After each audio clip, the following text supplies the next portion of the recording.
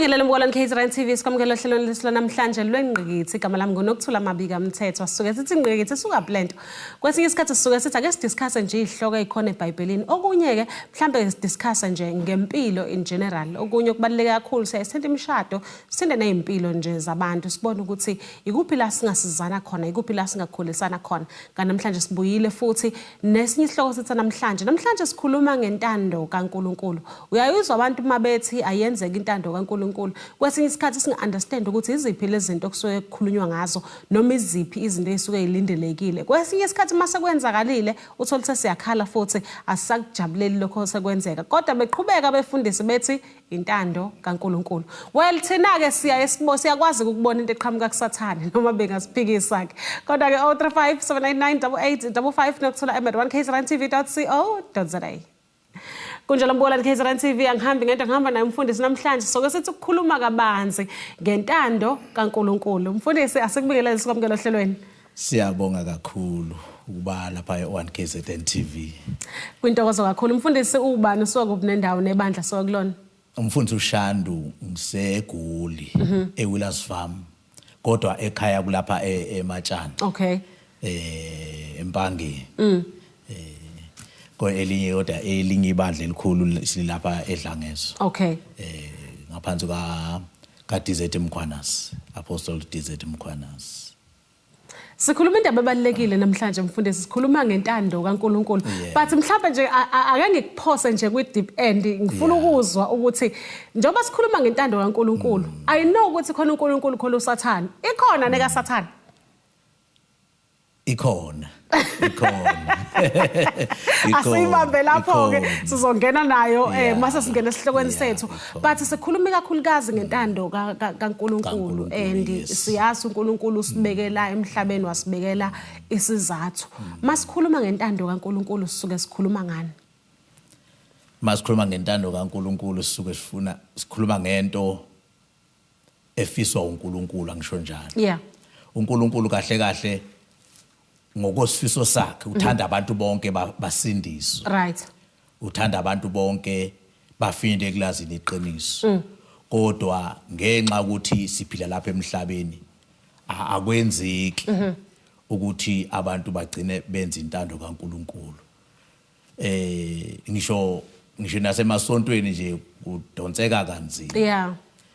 uthola umunye nje usethi nje mangabe nje ngisesontweni hayi for ukuthi ngenza intando kaNkuluNkulu ngisesontweni ngenzela nje mangcwatshiwa ngisho njalo manginenkinga bafika abazalwane kanti lokho angeke kwamsiza umuntu inhloso ukuthi nje umuntu nje ethe lapha emhlabeni aphile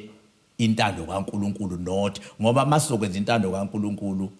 sisuke sinayo eyethu intando right okufanele esifanele sisuke sihlele ukuthi siphile ikhona nentando yomuntu yes kodwa uma ngabe umuntu engakamamukela uJesu ikuveza fanele kusebenza intando yakhe kodwa once wamukela uJesu kufanele intando yakhe umuntu ife ingabi sasebenza kube intando kaNkuluNkulu ezosebenza kuyi ngama yemagama khona uPaul lapha khona athi akusemina ophila yes uKristu ophila kimi uyabona ngoba kubalekile ukuthi sithi silapha emhlabeni ngoba phela kahle sidalwe uNkulunkulu fanele egcinene ngaso sonke egcinene kwakho konke senze lokhu kwalowo owasidalayo manje uhambe kwahamba abantu bavele benza nje izinto nje ezithandwa bahamba ngezabo indlela lokho uNkulunkulu angakuthandi ingakho ke azaletha uJesu uweze emhlabeni okuba azofela izono zabantu kuthi bese kuthi yilona lo okholwayo uye ebese ke engabe sayiphilela yena kodwa bese ephilela ephila ngendlela uNkulunkulu yena azomlawula ngayo ngiyabona la engifuna ukuphawula khona mfundisi ukuthi nginomuzwa ukuthi uNkulunkulu mhlawumbe ngabe wayilungisa lento. Okay. Because uyakhumbula uNkulunkulu ebeku Adam no Eve ensimini yase Eden. Ngicabanga ukuthi intando kaNkulunkulu yayikhona lapho. But sabona sekuvela inyoka lapho. Mhlawumbe ngizothi uSathane. Okay. uNkulunkulu wakhuluma izwi noSathane wakhuluma izwi kwawukuthi umuntu wawela ezwini elishiwo uSathane nginokuthi mhlawumbe uNkulunkulu wayisanga ilungisa wayisanga ireset ingqondo yomuntu o amuve isitha ukuze kukwazi ukuqhubekeka but asimbona uNkulunkulu enza lokho sibona uNkulunkulu kunalokho umuntu emkhiphela ngaphandle angithi ke kuze kubonakale amandla kaNkulunkulu kufanele izinto zonke zibe khona zibe khona bese uphakama uNkulunkulu eyiveza uNkulunkulu izinto lezi mase sephakeme lezi zinto lezi bese ingabe sakwazi ingabe sabana amandla ukuthi isebenza athi yabona so fanele sihluleke kuqala not ukwehluleka noma fanele siwe not hayi ngoba ngithi fanele siwe kodwa kubalekile nje ukuthi thina sithi singakalokhuzi noma kuyenza angithi inhlahla zabantu ayifani kuyenzeka omunye ukuthola sehamba uhambo olude engamthokoza uNkulunkulu bese kuthi egcineni ebese ehlangana noNkulunkulu kuyenzeka nje omunye ethi eqala nje impilo nje avela eqale nje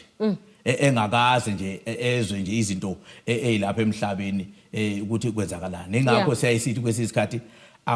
asigunyazwe kwesikhathi ukuthi mangabe mhlawumbe umuntu efakaza ethi ngiyabonga ukuthi ngiyintombi into kanjalo kanje ngoba kukhona nabanye uthothi bashayekile lapha phandle futhi akusiyona futhi into ongama ngayo leyo lokhu uma ngayo ukuthi njalo ulokhu uadvertise ukuthi ngoba nalapha emhlangeni zikhona nangaphandle othothi engakhona engayenzi kushuthi akuyona into esingathi singama ngayo kahle intando kaNkulunkulu isebenza ekuthenini ena umuntu kufanele nje yena nje alawulwe izwi kaNkulunkulu limhlule kusuka la engqondweni impilo yakhe yonke ngisho njalo kodwa futhi siyavuma futhi mfundisi ukuthi neka Sathane intando khona and bakhona futhi abahamba ngentando kaSathane ikhona igcwela ngiphela na uzama futhi uthina abe nabakho akafuni phela na uyayedwa lapha na esihogweni ufuna ukwenza show nawe abe nabakho ngoba ungaze sibuke ngaphandle nangaphakathi ingakho nje sekunzima ukuthi noma ngabe kuthiwa uthi uyaphuma uthi uyotshela abantu ngoJesu ngaphandle ngoba isikhathi esiningi nje kulesikhathi esiphila kuso nje sebekhomba ngaphakathi uthi uyangaphandle uthi uyothi abantu abenza intando kaNkulunkulu bakhombe ngaphakathi ukuthi kahle konakele ngaphakathi umusa ubheke konakele ngaphakathi kunangaphandle siyabona Mfundisi Seyitolo ngibona KZN TV sihle nawo umfundisi namhlanje kuyena soke sikhuluma naye abanze sikhuluma ngentando kaNkulunkulu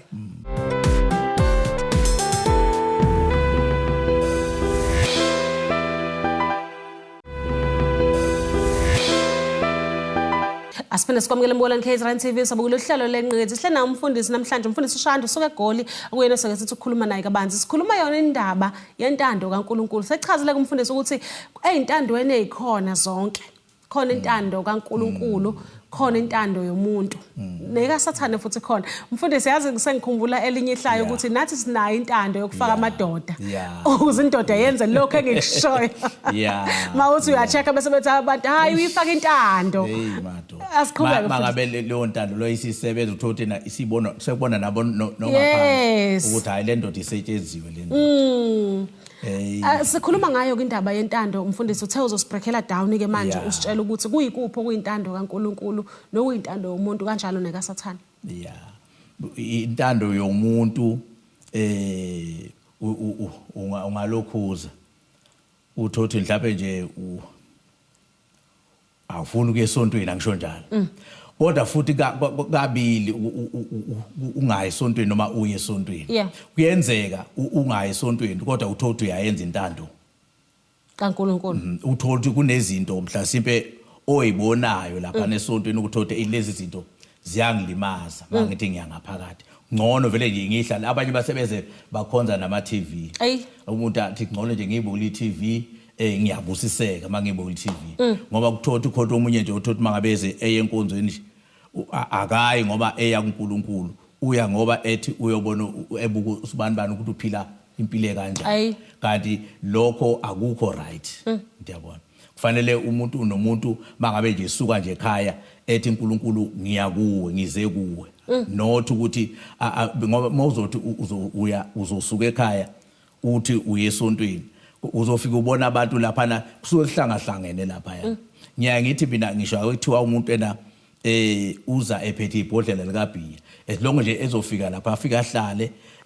uNkulunkulu ozofike enze yena ngendlela yakhe abese eyamshintsha hayi ukuthi kuzoba kuyintando yakho thina ngokwentando yethu uthola ukuthi ena sifisa sengathi njoba ephethe ibhodlela manje ifika nalo manje sengathi izinto zingafike ishintshe manje kanti lento lena iuhambo ukusebenza nje umuntu lokulo uhambo olude kudingeka ukuthi nje umbekeze sibe nakho ukubekezelelana njengoba noNkulunkulu sibekezelela umuntu mayifika nje ngisho kuthiwa uyilokhu wena oyibona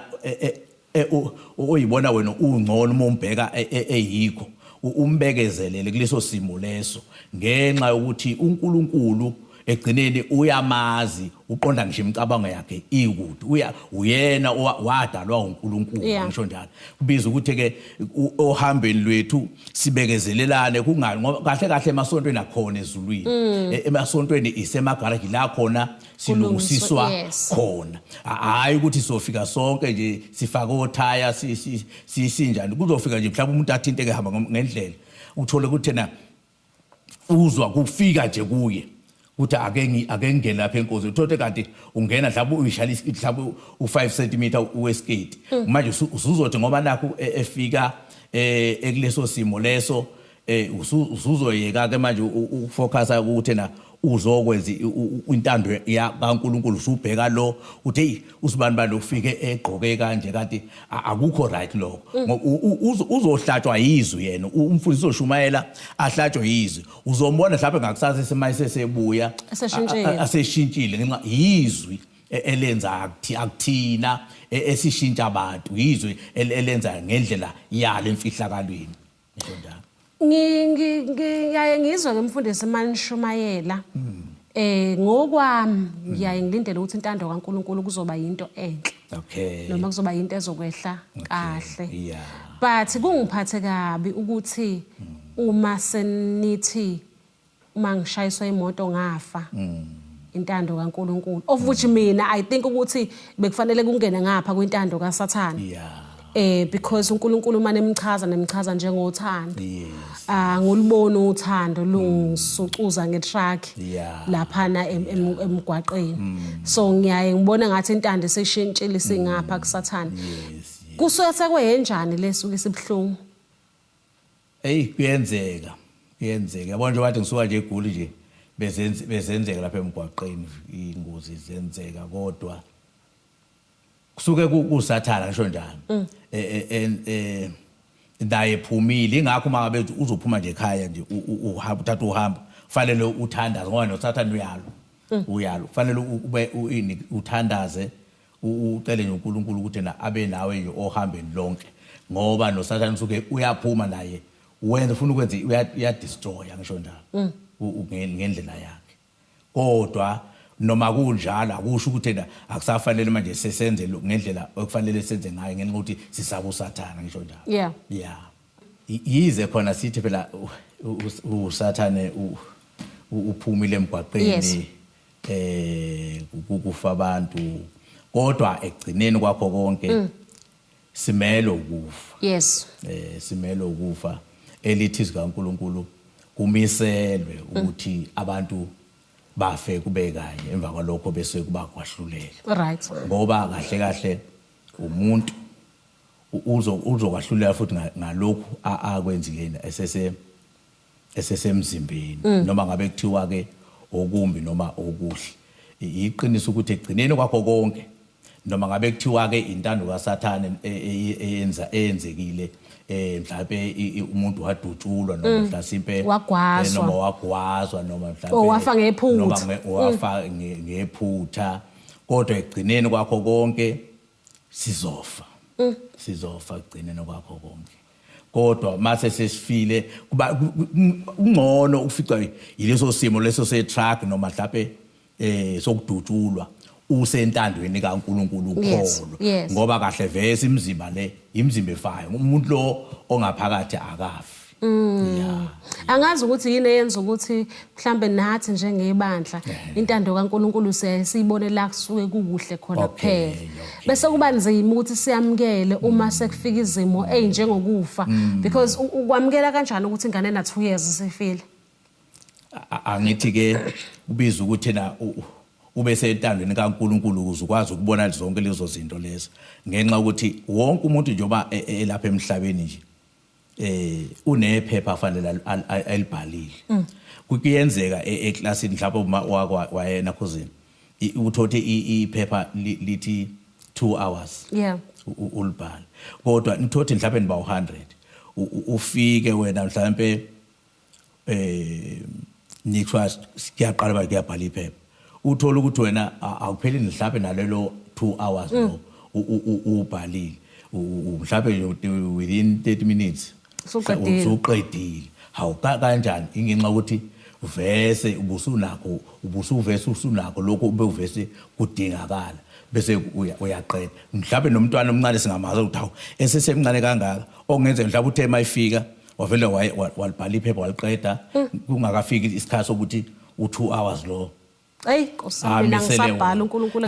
abese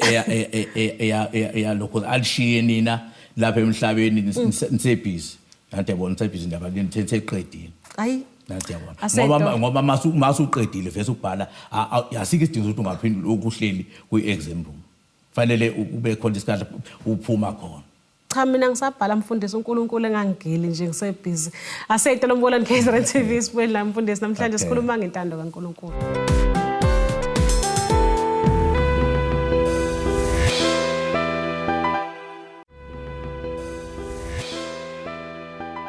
Asipene sikwamukela Mbolani KZN TV sabukela uhlelo lengqikithi sikhuluma ngayo intando kaNkulunkulu but sesifundile futhi ukuthi kulokho kwentando kaNkulunkulu umfundisi echazela ukuthi kukhona nentando yomuntu umuntu ezenzele yena ngenkani yakhe sase sizwa futhi umfundisi ukuthi kukhona nokunye okusuke kwenziwa uSathane ngase ngithi mfundisi ngifuna ukuthi ungichazeleke ukuthi yinini la sithi khona ayi cha intando kaSathane ke lena bengasiyena umuntu la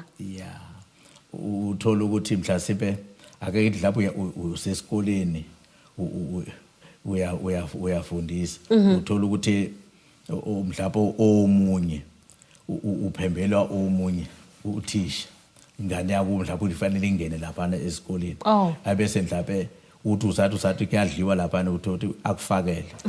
ushevu yabona uyithola intando kaSathane akusiyintando kaNkulunkulu yabona nakho lokhu komshado uthothi mhlawumbe uyangena uyashada ingakho abayithothi ngisho nezigcawu abayikhombi yes ngenxa yakho njalo ukuthi na siphila nabantu uthothi uzoletha lapha alethe ngisho present kanti leyo present leyo inento ezokulimaza kusasa kahle ingakho ngeke ngithi mina umuntu ungamethembi umuntu umuntu womthanda nje full stop angisho bekuthiwa uya esontweni noma bekuthiwa akayi esontweni kodwa nje umthandi ngothando lo okuthiwa iagape umthande noma ngoba kuyenzeka omunye umuntu uthola ukuthi na noma ngabe ephila nawe kunesimo nje othola ukuthi na lesi athi yabona ngoba umuzomthanda ngoba umuntu liyaphela lolo thando lolo kodwa uthando mabe uzomthanda noma uthando lokwazi ukumelana nezimo zonke uthando lusekelwe unoma lapha emhlabeni nje akubona bonke abantu abashaya izandla othothi na bayakujabulela empilweni kodwa not ukuthi ke bangabe ubabona beshaya izandla sefane bonke ubagxisha enhlizweni yabona khona abanye abantu fanele nje bathande belapha na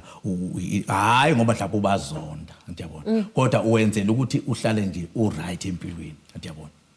intando kaNkulunkulu ingalimali Yazi ukuthi mfundisi ngifuna ukufakazela lokho okushoyo ukuthi kwesinye isikhathi khona intando kaSathane kuyenzeka umuntu. Ukubona umuntu nize nimbone ngathi emayibulala umuntu nize nimbone ngathi upossessed.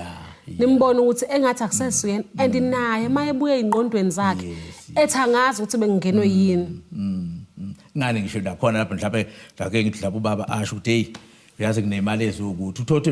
usathana ungena ngisho umuntu nishadile uthothi ubaba useyasho ukuthi kunemali engaka lapha ezophuma uthothi umama uyabothi ngabe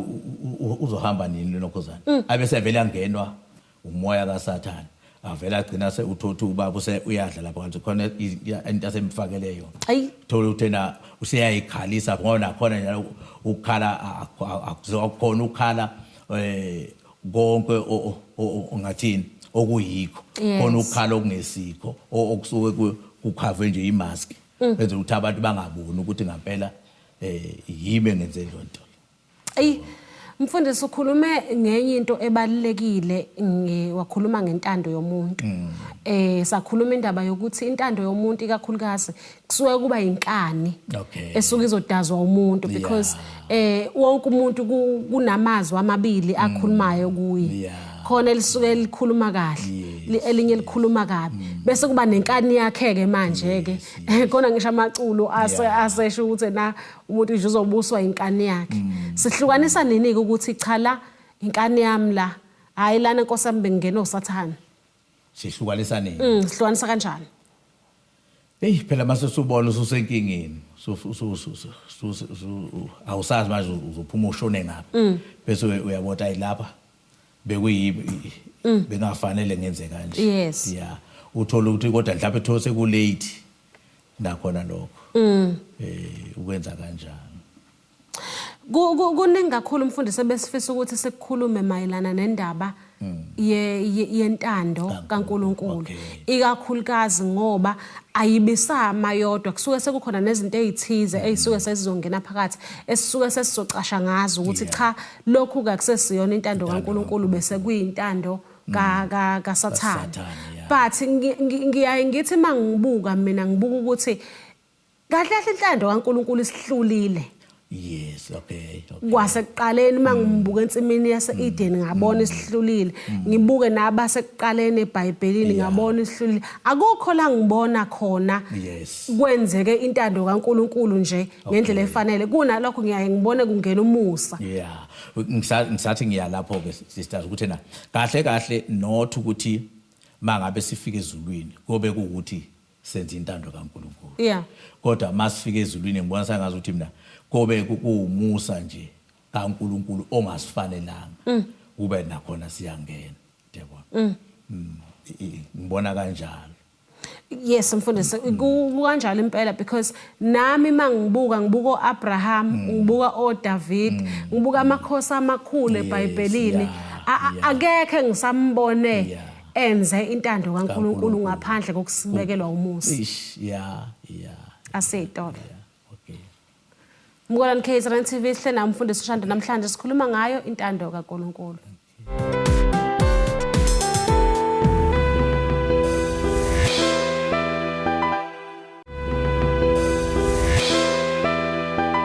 Asiphinde sikwamukele Mkolani KZN TV sabukela uhlelo lenqgithi sikhuluma naye umfundisi namhlanje sikhuluma intando kaNkulunkulu. Wena ke Mkolani KZN TV umi kuphi nentando kaNkulunkulu?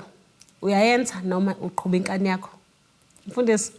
ngiyazi ukuthi umentionile ukuthi intando kaNkulunkulu isikhathi esiningi abantu abaningi bayahluleka. Okay, yeah.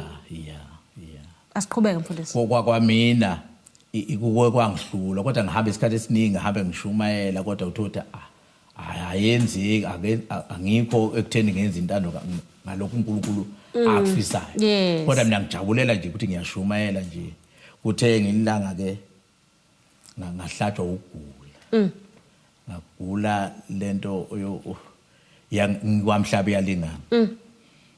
Kwanga understand ngoba lapha engangikhona nje bazi babengasafundi ngibuye ngesimo engangikuso. Kwabiza ukuthi kodwa kuphoqa ukuthi ngiye ekhaya. Ngaya koNgolezane bengichecka ukuthi yini ngithathwa amagazi. Nguwuthi. Kodwa ngitshela ukuthi ngaza ngaya koThekwini lapho kweThekwini lapho ngabona khona uNkulunkulu engigilele izimanga le sengisesibhedlela kufika kuma kwakuvele nje ukuthi ngo12 emini nje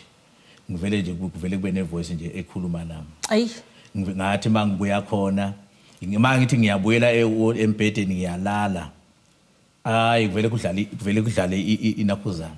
iTV phambi kwami ngikutshena khona lapha engangikhona ngangihamba khona endaweni ehlaza ngihambe ngiqalaza kunabantu ababethi izandla kufanele ngathi ukuthi bengakafanele ukuthi na ngiqhubeke nohambo lokule ngibuyisele emuva ngithe mangibuyele emuva ngawubona umzimba omhlophe la eduze kwami ngesikhathi ngilokhuza ngase ngikhala ngoba ngahamba ngiphethe iBhayibheli elincanyana le Testament ngithi mangilihamba ngilifunda ngesikhathi ngilifunda lelo Bhayibheli kwenzeka isimanga elila ngithi ngiyaligijimela kwavele kwaqhamuka umlilo kuleli Bhayibheli mangithi hayibonali iBhayibheli ngoba hlala nali ngijikela ngoba ngihlale ngilifunda le Bhayibheli ukwaye namhlanje mangithi ngidlabe ngiyahlehla nyovana ngithi ngifuna ukulibamba mathi sizosondela isandla eduze kwalo vele qhaqhaza isandla sisheke senze ngagcina sengithi inkosi kulungile mayenza into ngoba odokotela lokho becheck lababondu ngaphakamisa isandla khona lapho ngikhala inyembezi zehla ngagcina uyabona ngiyalapha kuthina kwesisikhathi intando kaNkulunkulu ivuma kabusuku kubhlungu yes ngafika la khona ngithi inkosi ngikulungile ngizoyenza intando yakho ngesikhathi ngiyingale uNkulunkulu wangikhombisa ezinye izinto ngapha ezenzeka ngaphandle ngoba ngathi mangiphuma esibhedlela abanye engangibatshena abanye baqinisa amakhanda abanye kodwa abasekho namhlanje emhlabeni umtshene u1 no2 no3 uthothena azamanga hayibo lento uyithathaba ngoba ukade ungekuthothena uNkulunkulu bengikhombisa khona ngingale ayi kunzima mfundisi if ukuthi nikhuluma indaba yokuthi even nani befundisi kwesinye isikhathi niya struggleisha ukwenza intando kaNkulunkulu ngenxa yemoya njalo ekhona la emhlabeni okunye ukudonsisa ukushonisa ngapha okunye ukudonsisa ukushonisa ngapha omunye agcina angayenzi intando kaNkulunkulu ngoba bese engena umoya okuthanda imali phakathi ebandleni agcine esemanje esehlangahlanganisa ukuze ezoba nemali ezoba nabantu uthothi noma abantu esibebaningi enkonzweni wena kodwa uyazi kodwa enhlizweni yakho tena lento kaNkulunkulu sikhona kaNkulunkulu uthola ukuthi manje noma ukwenza ngiyangithi mina noma bengagcwala abantu esontweni bona yazi bengangena ezulwini ngenxa ukuthi bona basuke bengazi wena usuke bashumeza ukuthi ubatshena ukuthi uJesu uyinkosi kanti wena uyazi kahle ukuthi kunathi ispirit lesi esibadonsayo uNkulunkulu angabenzela umusa abangena ezulwini kodwa wena osuke wazi ukuthi lento lena uyihlangahlanganisile nezinto zamandla obumnyama vese usuke ungezwe ukumbona uNkulunkulu ukuthi awukwazi angikwenza intando kaNkulunkulu ayi inzima ke le eyentando kaNkulunkulu mfundisi ngenxa ukuthi angazi noma ngizothi inanama delays yini ngikhuluma ngoba usuthinta indaba yemali okuyinto abantu abayithanda kakhulu kwesinye isikhathi uyayuthi ulinda intando kaNkulunkulu noma ulinda isikhathi sikaNkulunkulu kube ngathi sinama delays asheshe ukulungisa usithole ngiyagula uNkulunkulu akangihili ungithole sengiseyinyangeni ayithi ngiyathanda njalo ngenxa yokuthi ngibona ngathi kuyadelay lokho kaNkulunkulu uthola ukuthi ngiyamcela uNkulunkulu imali uNkulunkulu akayilethi imali ungithole sengiyothwala ngenxa yokuthi ngibona ngathi ne delay intando kaNkulunkulu angazi mfundisi kukhona ezinye izimo ezifika empilweni hayi ngoba mhlawumbe esuke zizoqeda ngathi kodwa ezinye izimo mayifika empilweni usuke ukuthi nje uNkulunkulu kufanele egcine abonakalile ngalezo zimo noma ngabe kuthiwa zibhlungu kangakanani mangabe zifika empilweni kodwa egcinene kwakho konke kufanele kubonakala uNkulunkulu nangu nje uJobe nje umkakhe wayelala naye embhedeni ugcina sathi ayi ngivele mthuke loNkulunkulu ngenxa ukuthi ebona izinto isigemegeme phezulu kwesigemegeme isigemegeme phezulu kwesigemegeme uthina akukho ukulokhuza kodwa le ndoda lokhu imile kukunezwi elithi ngithi kuMahubo 34 ngithi verse 19 kanje elithi ziningi izinhlupheko zolunguleyo kodwa uJehova uyamkhulula kuzo zonke shothi ngamanye amazwi akusikhona ukuthi mangabe usuke izintando kaNkuluNkulu usuzohamba nje ku freeway zikhona izimo ezothi noma zifika izimo kahle kahle azithi mayifika zifikele usebukhoneni bukaNkuluNkulu ngeke ubuzwe ubunzima bendlela uma ngabe zizothi izimo mayifika zikufice usesimeni ebukhoneni bukaNkuluNkulu ngenxa ukuthi vese kuzobe kushayeka kuzobe kuthinteka uNkulunkulu ngathini kuzobe kuthinteka ukhavekwa inkazi umoya ngona uthintekwe ngoba khona izwi lithi igama lika Jehova lingumbhoshongo ngamandla olungileyo ugijimela kuwalonde ngamanye amagama noma zingafika izimo zifike ishaye khona lapha embhoshongweni thothona uyakhuleka kuhle koDaniel besemphambili babekhululeka bese malanga mina umlilo owenza ukuthi umlilo kulaba babe baphosa basala ngaphandle badlula emhlabeni kodwa bona bathi mase bephakathi emlilweni kwathola ukuthi bona abashi ngenxa ukuthi uNkulunkulu uyakwazi ukungena nawe esimini Asitolo Mbukalani KZN TV hlelo ngumfundisi namhlanje sikhuluma ngayo intando kaNkulunkulu masibuya ezitolo sobe singena esigabeni sokugcina sohlelo lwethu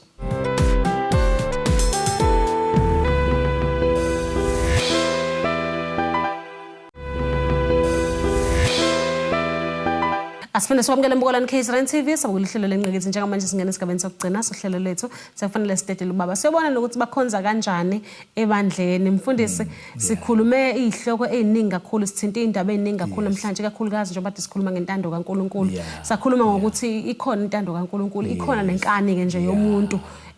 umuntu enze ngenkani isho intuthu ungayi lapho aye ngenkani afika limale bese ethi uNkulunkulu akangibheki sakhuluma nokuthi noSathane ukhona siza sambona lapha ensimini yaseEden uNkulunkulu esekhulumile noAdam noEva naye waphinde wakhuluma ukuthi ziningi izintando esiphila ngaphansi kwazo ukuthi umuntu akayikhethela ukuthi yena uzohamba ngayiphi uthola ukuthi thina abantu abasiyadudana sukuthi hayi sizophila lempilo kodwa engesiyintando kaNkulunkulu uthola ukuthi mhlawumbe omunye mhlawumbe mase adlule kufika isikhathi sokuthi adlule emhlabeni mase edlule emhlabeni nina engade nituta naye mase kushunywa izwi kaNkulunkulu uthola ukuthi niyaphenduka seniyasizakala senijikela lo endingayi lapha emngcwabeni wakhe senifuna manje ukwenza intando kaNkulunkulu uyabona kuba kanjalo nje uyabona ukuthi mhlawumbe kuyenzeka nokuthi mhlawumbe omunye ehambe ngenxa yokuthi fanele nisinde nini okay kuba kanjalo angayikhona ilizwi lithi ngokufa kwenkosi uZiya ngayibona inkosi shuthi ngamanye amagama kungenzeka kwesisikhathi amehlo avuleke ngesimo esingesihle avuleka amehlo ekutheni ukwazi ukwenza intando kaNkulunkulu kodwa ususesimeni esingekho right kodwa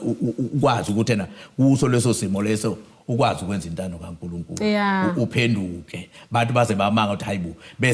bese simwrite off empilweni kanti ilesi simo sizomphusha simphushe aze ethe sese ICU sesizitshela ukuthi kuphelile ngaye kanti uyabuya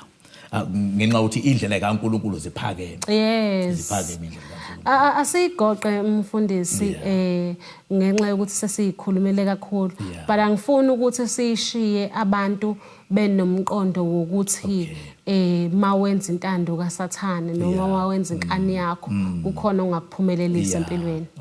asikhulume nabantu ngingathi nje mina kubalekile egcineni kwakho konke ukuthi umuntu azi ukuthi akayidalanga yena umuntu wadalwa uNkulunkulu umuntu ungumfanekiso kaNkulunkulu kubalekile ukuthi egcineni kwakho konke sekwenzakale konke kodwa egcineni sibuyisane noNkulunkulu ungadluli emhlabeni noma ungafi uNkulunkulu engakaze athokoze ngempilo yakho yifa uNkulunkulu ethokozile ngempilo yakho. Ayi Nkosi amaye kuthola endaweni eright nakhona ngenxa ukuthi izimo zisibeka eindaweni eziningi ezihlukene kwesinye isikhathi ukufa kokufica usetshwaleni. Mfundisi asivaleni mhlawumbe siphi inombolo zocingo nokuthi nikhonzela kuphi nendawo. Sikhonzela eWillers Farm. Eduze nase Orange Farm. Inombolo zocingo zithi 082 93 65 227. Siphindela 082 93 65 227. Ushilo futhi ukuthi kune branch enkulu ekhona la eDlangezwa. I-branch enkulu iMount Zion ephethe uApostle DZ Mkhwanazi. Uthe ikhona la eDlangezwa. Ikhona isedlangezwa. Sihlangana la khona njalo nje ngamaphasika. Asibonga kakhulu mfundisi ngesikhathi sakho. Kakhulu. Amen. Asibonga Mbolweni KZN TV, sibonga kakhulu Crown KZN TV yenza inhlelo zathi zibe impumelelo. Sibonga kakhulu kumfundisi. Asithembeke Mbolweni KZN TV ukuthi sizobonana ngokuzayo nisale kahle. Okay, so